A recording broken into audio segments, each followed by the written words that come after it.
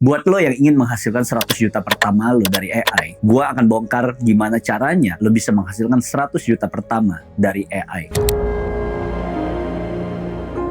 Jika lo nih nanti misalnya nggak paham gitu ya gimana hasilin 100 juta pertama lo nonton aja video ini berulang-ulang sampai pada akhirnya di rekening lo ada 100 juta tuh. Nanti lo mention di story gua atau di Instagram ataupun lo boleh tulis di kolom komentar kalau nanti lo sudah berhasil menghasilkan 100 juta pertama. Lo yang nonton video ini udah pasti dong di setiap handphone lo atau lo buka di browsing desktop itu ada ChatGPT gitu, atau lo punya game ini lo pakai gitu kan. Nah kalau misalnya lo masih nggak pakai game ini ataupun ChatGPT ataupun tools yang lain, ya lu udah harus mulai pakai. Nggak ada alasan lagi nih kalau misalnya, aduh gue nggak bisa pakai, susah banget ya, aduh kok jawabannya jelek ya. Lu nggak ngerti caranya buat menghasilkan prompting yang bagus, ya lu belajar gitu loh. Alasan apa lagi? Gue nih belajar ChatGPT aja nggak ada, gue ikut tutorial nggak ada, belajar prompting kagak ada gitu loh. Semua gue juga belajar sendiri, mana ada yang ngajarin. Lu sampai lu lihat gitu ya, e-course digital conversion gue itu ada 80 video, mana ada yang ngajarin. Temen gue juga kagak ada yang main produk digital gitu loh, yang main gue doang. Bahkan sampai akhirnya gue udah pindah tuh dari produk fisik di akhir 2023, gue pindah gitu masuk ke digital product dan hidup gue berubah sampai di sini. Cash gue jauh lebih banyak dibandingkan gue main produk fisik. Sekarang permasalahannya bagaimana caranya lu bisa menggunakan AI buat ngehasilin 100 juta pertama lo, itu kan yang lo cari. Dan di sini gue bongkar rahasianya bagaimana caranya lu punya framework gitu. Framework berpikir dulu sebelum lu belajar teknis. Semuanya belajar satu-satu. Dan gue udah bikin kan rekamannya dari 1, 2, 3. Ini pelan-pelan gitu loh. Yang namanya fundamental, berpikir, itu semua harus diasah. Semua itu harus dipikir gitu loh. Bukan masalah teknis. Aduh gitu loh. Semua orang nanyanya gue teknis, ketemu orang ngajakin ke ngomongnya teknis, ngobrol tuh yang enteng-enteng gitu loh. Posisinya sekarang bagaimana caranya lu bisa manfaatin nih yang namanya platform ChatGPT ini dan lu kawinin tuh sama Meta Ads buat menghasilkan 100 juta pertama lo. Itu simple banget gitu loh. Dan lu bingung nantinya mikir, aduh susah gitu ya pakainya, nggak ngerti gue kok, aduh. Sekarang lu buka celana lu, perlu gue cebokin gitu loh. Lu harus pahamin dulu nih, lu udah tahu kan yang namanya engine ChatGPT, Gemini, itu ya semuanya alat main kontrol, alat buat ngontrol pikiran lu. Setiap jawaban yang lu dapat dari ChatGPT itu lu pasti anggap itu benar, anggap itu valid, dan lu merasa lu jauh lebih pintar dari ChatGPT. Pertanyaannya, emang iya kalau lu nggak bisa yang namanya lu punya Ferrari nih di dalam gitu, tuh di parkiran mobil lu nggak bisa ngendarain, gimana caranya itu Ferrari bisa ngebut? Makanya yang paling penting itu kepala lu, bukan ChatGPT-nya. Kalau lu misalnya lu pakai yang free, lu pakai yang plus, lu nggak pakai yang pro tuh yang jutaan sebulan gitu ya kalau misalnya di ChatGPT, ya itu udah tahu ada namanya kesenjangan sosial. Lu udah tahu nih, misalnya yang berbayar sama gratis, lu bisa bilang, yang gratis juga bagus, ngapain gua harus bayar? Ya lu makanya coba gue tanya sekarang, skor itu berapa sih lu mau pakai prompting? Kalau lu pakai AI bisa sejago itu? Yakin lo bisa lebih jago daripada gua pakai yang jutaan 1 bulan, lu pakai yang free. Coba kita adu knowledge lu sama gua, udah pasti jauh anjing. Udah kayak lu lihat tuh itu bulan, lu lihat jauh tuh, itu gue gitu. Bulan lu masih di bawah tuh, di tanah gitu, jauh anjing gitu loh dari cara pikirnya. Gimana caranya lu bisa ngalahin gua yang udah bayarnya pro, lu pakai yang free? Nggak bakal bisa gitu loh. Gue udah asa itu setiap hari itu berjam-jam tuh gue pakai tuh ChatGPT jutaan gitu loh. Lu masih pakai yang free nanya curhat gitu loh. Pacar gue kenapa ya putusin gue? Terus ChatGPT jawab. Terus lu nanya kenapa orang tua benci gue ya? Aduh gitu, pertanyaan lu tuh pertanyaan sampah. Makanya otak lu isi sampah gitu loh. Nah lu misalnya nih, lu ngeliat gitu ya, gue pakai manual aja bisa, kayak dulu gitu orang kerajinan tangan yang pakai batik, masih gambar, batik tulis atau menganyam, lu semua kalah anjing sama yang namanya pakai mesin gitu. Ini kan sama nih, kalau misalnya lo lihat dari zaman industrial, mereka udah ada yang pakai mesin, tapi si kerajinan tangan itu kalah gitu sama mesin. Ya lo lihat sekarang gitu, manusia yang tidak bisa memanfaatkan AI udah pasti lo ditinggal gitu. Gimana caranya lo bisa ngebalap gue yang menggunakan engine AI gitu? Sekarang cara pikir lo yang harus dibenerin sebelum lo masuknya ke teknis. Buat apaan lo belajar teknis kalau pikiran lo aja masih isi sampah? Zaman sekarang, lu harus mengerti yang namanya konsep fast or die gitu. Kalau misalnya lu nggak lebih cepet ya lu mati gitu loh ditinggalin AI. Makanya sekarang gue udah nggak mau main produk fisik, capek. Gue pakai AI aja kalau gue bikin produk, semuanya gue pakai AI. Semua masalah hidup gue selesaikan pakai AI. Nah lu lihat sendiri ya, gue dalam setahun belakangan ini jarang gue ketemu orang buat networking, buat dapet insight. Semua gue belajar dari AI gitu loh. Sampai akhirnya gue menemukan formula gue sendiri. Belajar dari mana? Dari AI. Jadi nih kalau lu masih nggak bisa dapetin 100 juta pertama lu dari AI, ya lu nya tolol. Makanya gue sampai heran gitu, orang bilang dapetin 100 juta susah, dapetin 50 juta susah. Susah dari mana sih? Ini cuma masalah pikiran lu di level up aja gitu loh. Zaman dulu iya, dapetin 100 juta pertama susah. Lu harus cari di YouTube, lu harus beli buku ke Gramedia. Kalau sekarang lu lihat, lu nggak perlu beli buku, lu baca aja dari ChatGPT. Lu kalau misalnya ada buku nih, lu suka, lu tinggal bikin kan, summary-nya minta ChatGPT bikinin. Apa yang susah gitu loh. Itu satu-satunya tools yang sangat berguna buat hidup lu.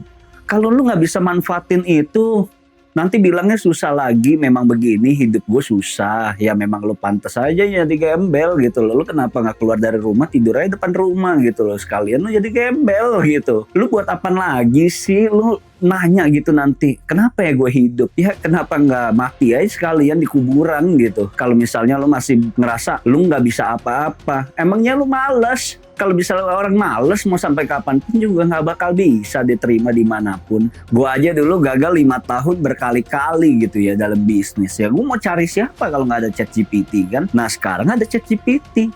Lu mau dapetin 100 juta pertama, tinggal bikin promptingnya bagaimana caranya dapetin 100 juta lu dari digital product. Sesimpel itu anjing gitu loh.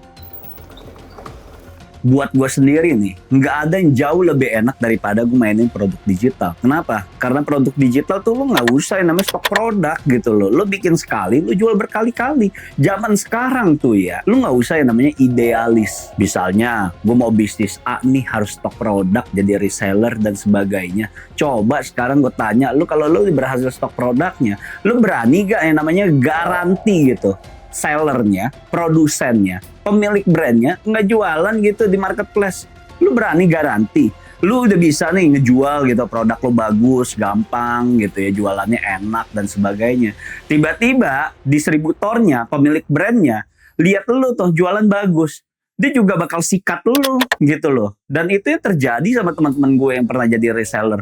Barangnya itu mereka main sendiri, ujung-ujungnya dibikin lebih murah supaya lu nggak dapet nih barangnya nanti. Kalau misalnya barangnya laku gitu ya, si sellernya tiba-tiba main sendiri. Dia bilang stoknya habis, ujung-ujungnya dia yang main sendiri. Kemudian masalah yang terjadi di luar sana, di saat tanggal kembar gitu di marketplace, lo itu nggak bisa promosi gede-gedean karena profit lo kecil. Mereka yang punya brand bisa. Ya lo udah bantu jualin, lo udah bantu terkenalin brandnya, tiba-tiba aja lo disikat. Banyak kan yang kayak begitu. Mereka ngaku-ngaku, gue pengen bantu reseller UMKM di Indonesia. Yang terjadi apa? Kentut anjing hasilnya. Nguap itu, mereka juga ketendang gara-gara apa?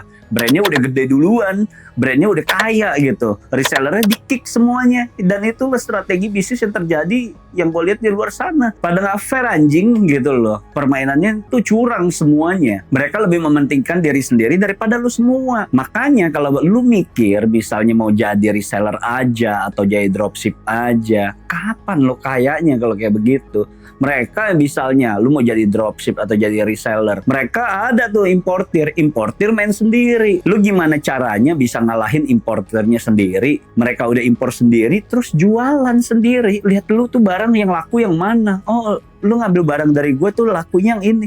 Ya udah, gue main sendiri aja. Dia jual lebih murah dari lo. Lu nggak bangkrut gara-gara kayak begitu. Jadi sekarang udah bukan gaya-gayaan gitu. Lu punya gudang gede, lu punya stok banyak, lu punya reseller besar, lu punya paketnya ribuan sehari. Keren gitu kelihatannya, omset lu juga gede gitu kelihatannya. Profitnya mana? Sekarang gue tantang lo semua gitu ya. Lu punya bisnis hasilnya 10M. Lo cash out deh setiap bulan tuh buat beli jam tangan atau lo beli mobil gitu. Bisa gak duit lo tuh profitnya dipakai gitu tiap bulan? Lu ngomongnya aja gede. Profit gue tuh dari 10M dapatnya 5M. Lu cash out, lu pakai, bisa gak? Ujung-ujungnya apa kalau lu main produk fisik? Diputar lagi sampai gede. Itu udah kayak trading futures anjing. Lu compounding, lu lagi win, sampai akhirnya lu itu punya modal, kena liquid tuh, gara-gara produk lu udah nggak trending lagi. Berapa banyak kejadian seperti itu kan? Udah stok terlalu banyak, gara-gara mikirnya ini bakal laku. Ternyata setahun kemudian bisnisnya apa? Bangkrut, demand-nya sepi dan sebagainya. Kenapa sih harus berpikir seperti itu? Idealisme main produk, harus produk fisik. Kalau gue sendiri sih, gue pengennya ya mainin produk yang gak ada barang gitu loh. Ujung-ujungnya apa sih yang harus dicari? Ya cash gitu loh. Lu bisnis tiap bulan dapat duit. Tujuan lu bisnis apa sih? Hasilin duit kan? Kalau memang bisnis hasilin duit, kenapa duit itu gak bisa dipakai? Kan konyol gitu ya. Kita lihat banyak yang kayak begitu. Gaya-gayaan doang, flexing, gudang, produk banyak. Allah katai gitu loh. Jadi lu udah tahu ya kenapa alasan gue pilih produk digital gitu. Karena ya nggak ada yang lebih enak gitu dari kita mainin produk, hasilin duit, tapi nggak ada barang. Kan kita udah lihat ya kejadian di luar sana, mereka udah punya apapun gitu dalam bisnis dia, tapi duitnya kagak ada. Dan berapa banyak kan di kejadian di situ yang gue lihat udah punya valuationnya ratusan miliar, ujung-ujungnya nggak bisa beli apa-apa. Bukan seperti itu kan kehidupan yang lo cari. Yang paling penting kan dalam era ini kita udah lihat di mana ekonomi juga lagi susah gitu ya. Sekarang di era seperti ini kita lihat ya ekonomi juga lagi gonjang-ganjing. Pemerintahannya juga bikin regulasi sangat fluktuatif. Nanti iya, nanti enggak, nanti iya, nanti enggak. Dan lo sudah lihat sendiri admin fee-nya meningkat. Kemudian lo lihat ada retur COD begitu. Tiba-tiba ada payment gateway-nya scam dan sebagainya. Banyak sekali yang terjadi di luar sana. Jadi kenapa gue untuk meminimalisir resiko ya gue pilih produk digital. Gue memanfaatkan AI semuanya untuk mengerjakannya. Dan semua itu sangat gampang buat lo lakuin. Itu lo kerjain dari rumah, lo nggak usah nyewa kantor, lo nggak usah punya tim banyak, tapi duit lo lebih banyak daripada lo berproduk fisik. Udah bukan zamannya nih omset lo 10 miliar, tapi ternyata profit lo itu cuma 100 juta, cuma 200 juta. Buat apaan sih lo bisnis? Pertanyaan buat apa lo bisnis punya omset gede? Kalau omsetnya itu muat anjing gitu. Mending omset lu 1 miliar, tapi profit lu 500 juta. Jauh lebih enak kan? Udah bukan namanya gaya-gayaan gitu. Omset gue sekian-sekian. Keluarin duit lu sekarang. Bisa beli apa dari duit itu? Sesimpel itu dalam bisnis. Hasilin cash. Bukan hasilin bisnis lu gede. Nggak ada salah kalau misalnya lo bikin bisnis tuh gede. Tapi yang penting cash lu bisa ditarik. Gue akan bagiin ke kalian bagaimana caranya kalian bisa berpikir atau memiliki framework untuk berpikir menjalankan digital product. Hal ini tuh sangat mudah sekali. Hal pertama, ketika lu mau main digital product atau lu menjual digital product, ya lu harus lihat skill apa yang bisa dijual. Kalau lu nggak punya skill sama sekali, lu pasti punya temen kan yang punya skill, ya lu ajak dia collab. Karena namanya pegang duit itu nggak usah lu pegang 100% buat jualan. Ya bagi-bagi lah namanya duit. Gede bareng-bareng, nggak ada masalah. Yang penting apa? Dalam tahap ini, lu belajar, lu hasilin duit. Nggak usah 100 juta pertama dulu deh. Lu mulai aja hasilin dari 10 juta pertama. Kan gampang. Otak gitu gampang lu mancingnya. Bagaimana caranya lu hasilin 100 juta kalau 10 juta ya nggak dapet? Ya lu mulai dulu naik tangga pelan-pelan. Ya udah deh, bulan ini gue dapetin deh 10 juta dulu deh. Yang penting jualan, yang penting hasilin duit. Itu kan yang paling penting. Kalau misalnya lu bilang, gue nggak ada temen nih, gue harus ngapain ya? Temen gue pada tolol semua. Ya udah, lu main yang nggak ada muka kan bisa main faceless. Berapa banyak konten faceless tuh di luar sana, di Instagram itu lu lihat mereka bisa hasilin duit, bikin kontennya nggak ada muka, ada kan. Setelah lu udah dapet gitu ya topiknya, ya lu tinggal lihat kan, lu scrolling TikTok. Gue udah tahu nih hobi lu scrolling TikTok. Mungkin lo lihat tuh kalau lo ke konsernya JKT48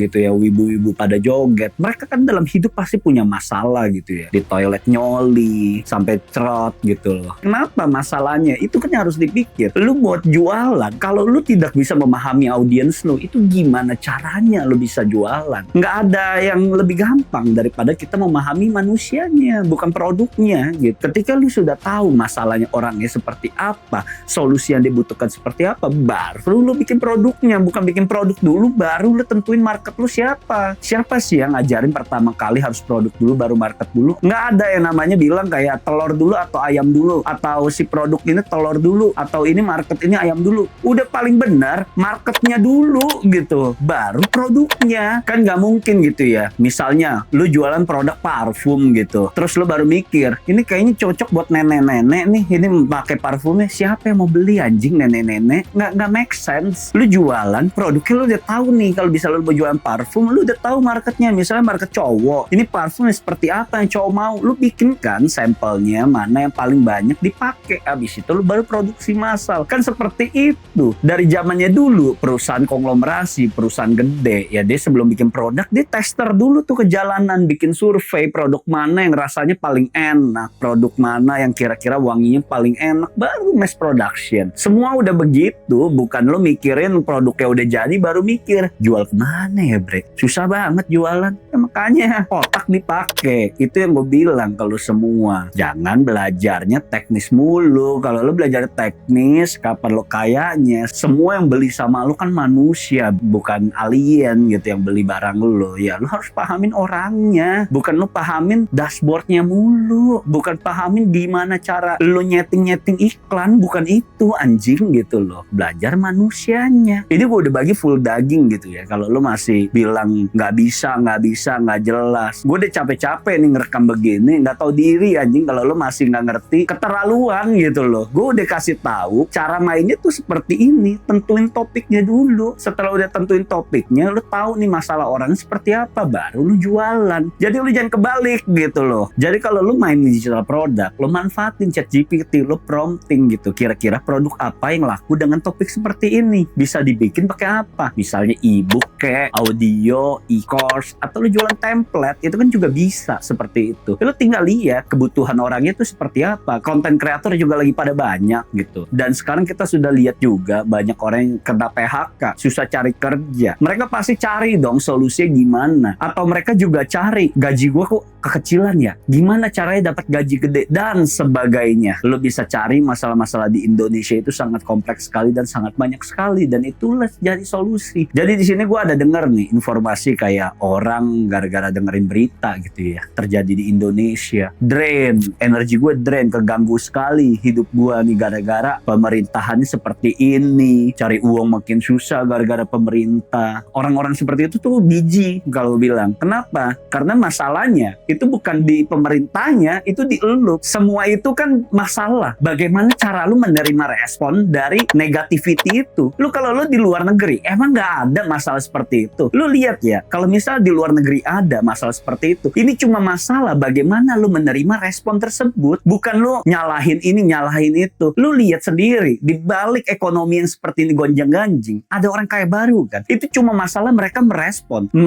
yang seperti apa masalahnya. Akhirnya ketidakberdayaan lo itu tuh, lu nyalahin yang eksternal, padahal yang paling penting lu ngurusin internal lu dulu, beresin gitu. Lu banyak kan lihat orang-orang kaya baru yang bermunculan. Itu artinya apa? Lu nggak pernah bertanya gitu, mereka kenapa bisa kaya sedangkan lu kagak? Ini ada orang di bawah di sini, ini ada aturan yang sama, tapi kenapa ada yang kaya dan miskin? Itu kan masalah cuma tergantung di respon lo. Kalau lu masih kemakan sama propaganda, di mana itu agendanya sebenarnya ya memancing emosi lu, itulah respon yang sebenarnya dari orang yang membuat aturan yang sebenarnya memang pengen mereka dengar gitu loh. Makanya ketika lo lihat berita-berita di luar sana, contohnya salah satu yang paling deket nih China, Singapura, mereka tuh kasih lihat beritanya tuh yang bagus-bagus. Tapi lo lihat di Indonesia itu berita kenapa jelek-jelek, lo nggak pernah bertanya gitu, itu alasannya kenapa sih berita-berita yang jelek gitu? Ya itu memancing respon lo, karena mereka tahu lo itu gampang kesentil dengan masalah seperti itu, makanya memancing respon lo sampai akhirnya fokus lu terpecah. Lu mau ngapain aja, lu nggak bisa fokus gara-gara lu kepancing sama reaksi-reaksi seperti itu. Gue aja ada berita apa-apa, gue cuma cukup tahu ini masalah lagi ada di mana. Baru habis itu gue mikirin peluangnya kira-kira apa ya dari masalah ini. Kan harusnya seperti itu.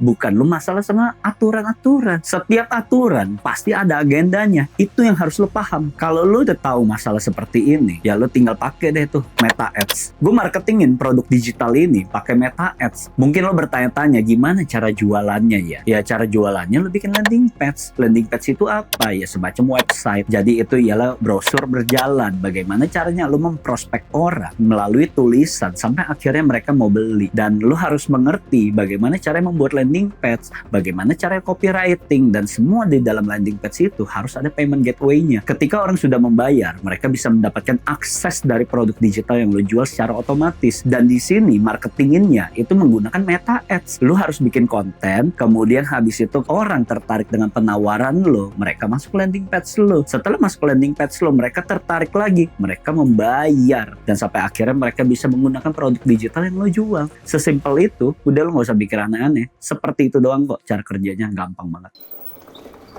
Lu skip aja video ini kalau lu masih alergi sama 100 juta pertama yang akan lu dapetin. Dan di sini gue pengen kasih tahu persiapan apa aja sih yang harus lo lakukan. Persiapan yang harus lo lakukan, ini yang pertama, lu sudah mendapatkan topiknya, lu udah tahu permasalahan customer lu seperti apa, baru lu bikin pakai ChatGPT. Ketika lu bikin pakai ChatGPT, pastikan prompting lu tuh bagus. Cuman satu disclaimer gua, lu jangan sampai mencelakakan customer lu dengan menjual produk yang sampah gitu loh. Gara-gara apa? Lu pakainya ChatGPT yang free, berbayar lah, modal dikit anjing. Mau dapetin duit tapi maunya gratisan, gak mau keluar duit sama sekali. Kapan lu kayaknya? Apapun yang lu dapatkan dalam hidup ini, ya lu harus ada uang, ada barang. Intinya gitu kan konsep dalam hidup. Kalau lu gak mau keluar duit, ya lu hasilin produk yang jelek, hasilin referensi yang jelek. Kan gak mungkin lu bisa ngalahin ChatGPT yang berbayar sama ChatGPT gratisan. Kalau lu pakainya gratisan, ya udah pasti hasilnya sampah. Setelah lu sudah membuat isinya dengan prompting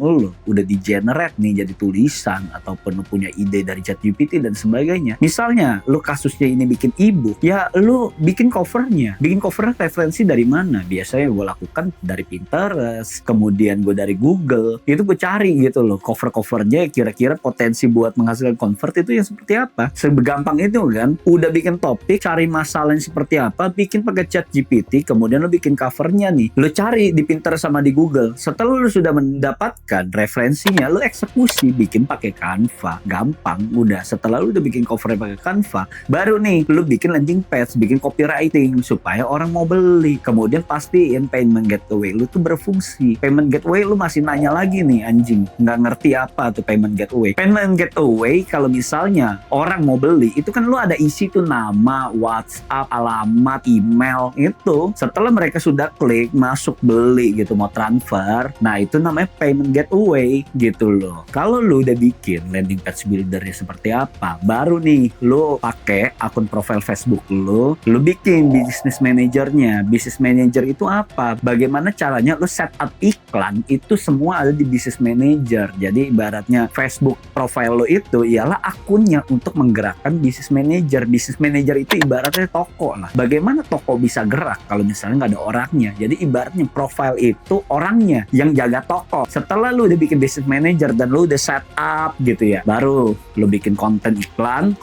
yang convert, lu tinggal cari di TikTok gitu, atau lu cari di Instagram. Kira-kira konten mana yang FYP, yang seperti apa yang audiens suka. Lu bikin mirip-mirip tuh seperti itu. Nah setelah itu, lu tinggal iklanin pakai Facebook Ads. Nanti Facebook akan mendistribusikan reach-nya itu ke Instagram juga. Kalau misalnya iklan lu bagus, ya lu hasilin convert tuh, lu hasilin penjualan. Kalau lu mau menghasilin 100 juta, kan gampang. Produk lu 100.000, lu jualin 1.000 aja udah dapet tuh 100 juta. Tapi kan lu harus dipotong cost iklan. Ya udahlah, lu jual 1.500, lu sudah pasti dapat kembalian lebih dari 100 juta itu. Duit lu bakal lebih. Karena gampang banget lu hasilin 100 juta tuh dari digital produk, nggak kayak produk fisik lah. Omset lu kecil, ya profit lu juga kecil. Kalau misal omset lu gede, profit lu juga belum tentu gede. Kalau di produk fisik, itu kan semua tergantung produknya apa yang lu jual. Cari uang yang jauh lebih gampang dan jauh lebih singkat apa sih? Ya digital product ini ya kita menghasilkan active income. Ini cuma masalah di lo kok. Lo pada gitu yang udah rungkat di kripto baru nonton kayak begini. Lo nggak punya active income tapi uangnya lo spend ke investasi, kan tolol. Yang paling penting kalau lo main kripto ya lo harus taruh uang dingin. Lo punya active income, misalnya income lo 10 juta, lo main kripto 2 juta oke lah. Tapi kalau misalnya lo nggak punya active income, lo all in gitu tabungan lo di kripto, rungkat terus lo nyalain orang, lo rungkat. Yang goblok mah lo sebenarnya, bukan siapa-siapa. Lo nya terlalu serakah, lo nya terlalu pengen uang lebih banyak, lebih cepat. Nggak ada sukses cepat anjing. Gua aja bisa sampai di sini juga berdarah-darah. Gua harus manjat dulu tuh tembok tinggi. Gua pikirin gimana caranya gua bisa hasilin duit. Lo pikir modal jempol dong bisa hasil miliaran?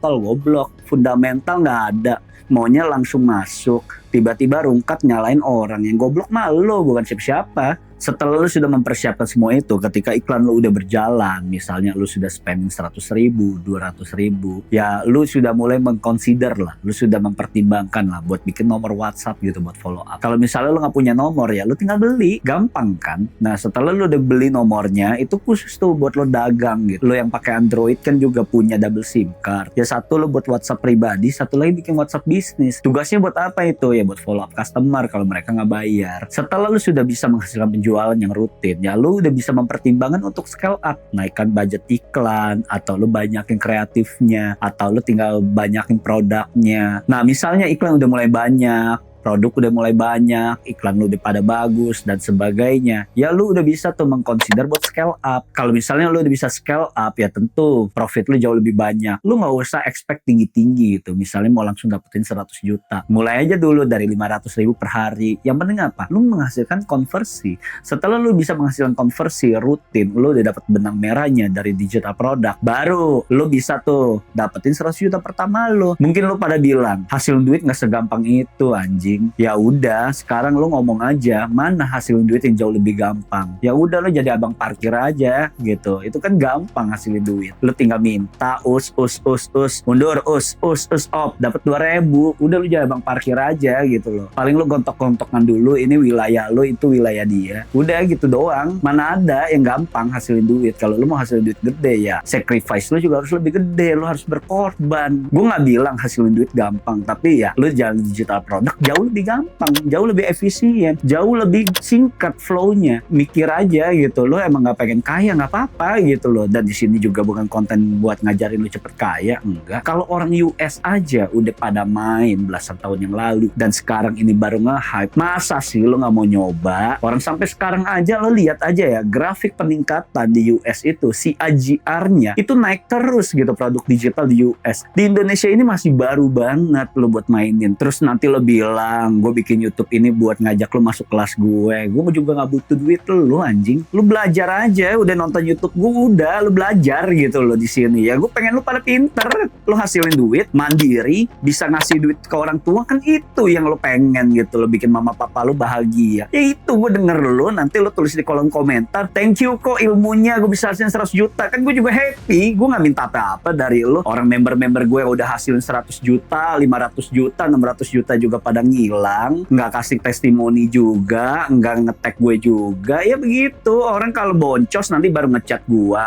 Kalau bisa cuan, ya diam-diam aja. Ya memang begitu manusia, cuan diam-diam, tapi kalau boncos nyalain orangnya. Lu kalau udah dapat 100 juta nggak ngomong ke gue juga nggak apa-apa. Yang penting apa? Semesta juga nggak buta gitu loh. Gue udah bisa berbuat baik seperti ini melalui platform YouTube ini, bisa kasih lo ilmu. Yang semesta juga kasih gue jauh lebih banyak, pasti gitu loh. Dan gue juga mengerti konsep semesta kan seperti itu. Ketika orang tidak berbicara, orang juga nggak ngomong apa-apa ke gue, orang nggak berterima kasih ke gue, ya semesta yang kasih ke gue gitu. Dan gue pun juga nggak mengharapkan balas budi dari kalian. Yang gue harapin bagaimana caranya ketika gue sudah berada di titik seperti ini, gue bisa berbagi kepada kalian. Berbagi kan nggak harus dari duit, nggak harus dari sembako juga. Ya berbagi, kasih ilmu yang sudah gue pelajarin sendirian nih sama ChatGPT, dan sampai akhir gue bisa berbagi kepada kalian. Itu jauh lebih bagus ketika gue bisa membantu orang menghasilkan duit sendiri, bisa kasih berkat mungkin 1.000 orang, hidup jauh lebih baik. Artinya dia bisa memberikan dampak ke 1.000 keluarga lo bro. Bukan misalnya gue kasih sembako ke 100 orang, setelah sembakonya udah habis dikonsumsi, bisa apa mereka? Tetap aja kelaparan, tetap aja butuh bantuan. Tapi kalau gue udah ngajarin lo, kasih pancingan, lo bisa hasilin duit sendiri, bisa kasih impact ke mama papa lo, ya itu yang jauh lebih baik. Ada 1.000 orang yang sukses, ya 1.000 keluarga juga ikut kebagian. Sesimpel itu. Ini ialah konsep yang sederhana, frameworknya memang sesingkat itu. Lu tinggal lu dalemin aja dari 1, 2, 3, 4, 5, 6 frameworknya seperti itu, dalemin satu-satu sampai pada akhirnya lu bisa hasilin duit. Itu lu tinggal ngulang kesalahan lu di mana, tinggal lu perbaikin.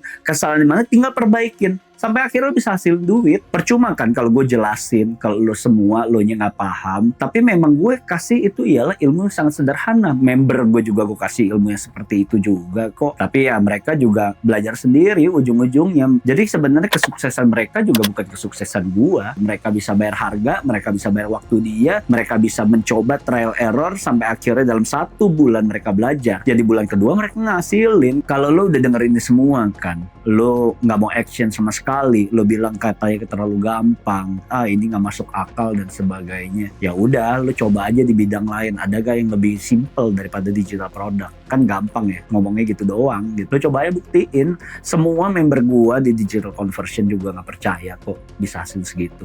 Ujung-ujungnya dapat 600 juta per bulan, dapat 500 juta per bulan. Misalnya nih, udah sampai 2026, lo nggak punya resolusi apapun, hidup lo masih stagnan dan sebagainya, lo coba deh request ke mama bapak lo, masukin aja diri lo ke dalam perut lagi lah. Tapi kalau misalnya hidup lo berubah gitu ya, mama papa lo derajatnya diangkat, tadinya lo dicibir gitu ya sama tante lo, sama saudara lo karena lo pengangguran, gaji lo kecil dan sebagainya, lo tampar muka dia pakai duit gitu loh. Udah kelar semua. Karena permasalahannya ya hidup lo cuma di duit. Kalau lo nggak punya duit ya lo nggak bisa apa-apa. Tapi kalau lo punya duit ya lo punya power, dan itu semua kembali kepada lo.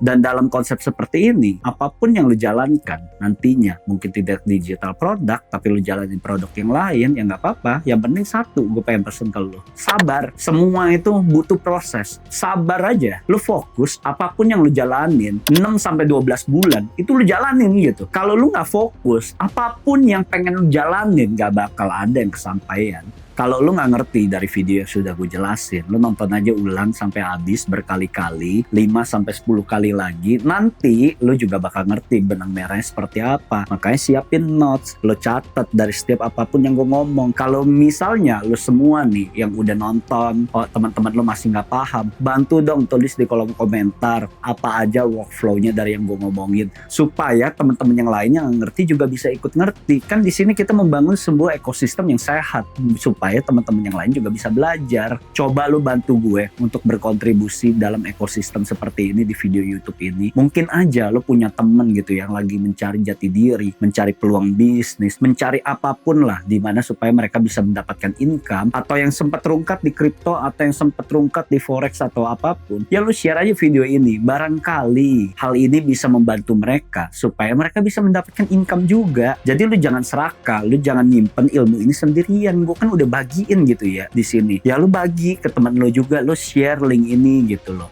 Kan gue juga ikut happy kalau misalnya mereka bisa menghasilkan income juga. Dari detik pertama sampai detik terakhir lo sudah mendengar ini semua. Kalau lo nggak mendengar ini, ya itu ruginya di lo, karena gue tidak mendapatkan apapun dari info ini. Kalau misalnya lo bisa dapetin 100 juta pertama lo, gue tunggu lo di kolom komentar, dan gue sangat bahagia sekali kalau lo bisa menjadi orang yang jauh lebih baik. Lo bisa mengangkat derajat keluarga lo beserta diri lo juga untuk menjadi orang yang jauh lebih percaya diri, orang yang jauh lebih kaya, dan itu semua keputusan di tangan lo. Tapi kalau misalnya lo tidak sukses sama sekali, lo tiba-tiba nge-skip gitu di tengah, ya itu kebodohan lo. Lo menyia-nyiakan ilmu yang seperti ini. Makanya nonton video ini sampai 10 kali supaya lo menemukan benang merahnya. Semua keputusan di tangan lo, bukan dari gua. Jadi nih 2026 ditentukan sama nasib lo di bulan-bulan ini, dimana lo mau berubah atau enggak. Kalau nggak berubah ya tetap aja stay jadi pecundang, dan sampai jumpa di sesi berikutnya guys. See you.